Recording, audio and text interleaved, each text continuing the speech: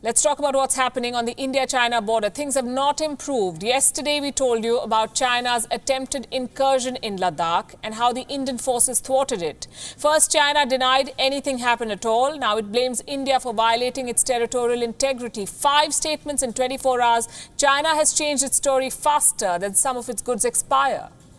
Let's bring you up to speed.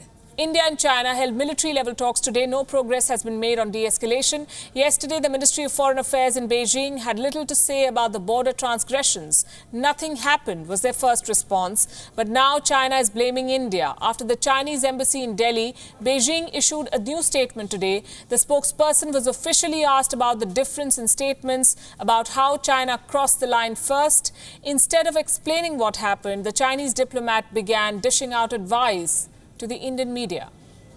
The Indian side may have a different statement from the Chinese side, but there can only be one fact or truth. Over the past 70 years since the founding of the PRC, China has never initiated any war or conflict. We have never invaded an inch of land of other countries. In fact, China's border troops have been strictly observing the actual line of control. They have never crossed the line. I think the Indian media can actually communicate with the Indian military. I think everyone should respect the fact and take concrete measures and actions in a kind of goodwill to safeguard the overall situation of China-India relations and jointly maintain peace and tranquility in the border region. China has never initiated any war or conflict, she says. Let me tell you what China did yesterday. China engaged in another provocative action, and that too when the commanders on both sides were engaged in talks to de-escalate the situation. India has now asked China to quote-unquote discipline and control its frontline troops. And this is just one theatre of conflict. Another high-voltage clash is playing out at the United Nations Security Council. This story is about India's permanent seat at the UNSC. For 11 years, an intergovernmental group has been discussing potential reforms. But no progress has been made for 11 years thanks to Chinese roadblocks. India's deputy permanent representative to the UN has shot off this letter.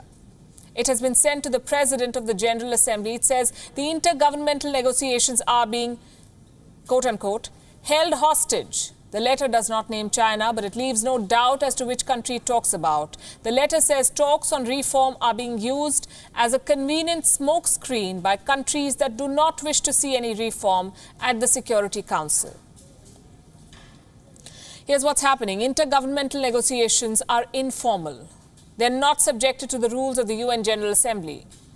Discussions must happen in a formal setting for any tangible change.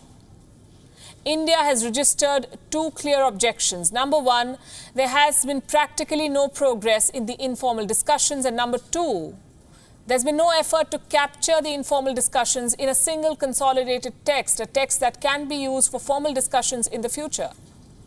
India's objections are backed by Germany, Japan and Brazil. They're called the Group of 4, G4, and they have issued a joint letter. In fact, the G4 does not name China, but China is the clear culprit. It is China that insists on sticking to informal discussions. And this letter is proof. It's been written by China's permanent mission to the United Nations. Just like the letter from India, this one is addressed to the President of the General Assembly.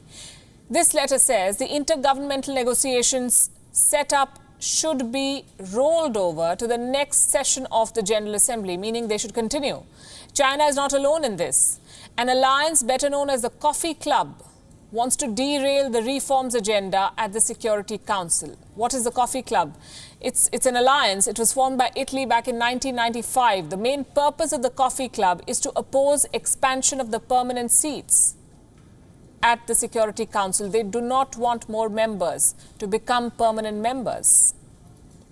Around 50 countries are said to be part of this alliance. The main players, and this is an interesting list, are Italy, Pakistan, Turkey and China. Now the group of 4, the G4, led by India, is fighting this Coffee Club alliance. We'll see what happens next.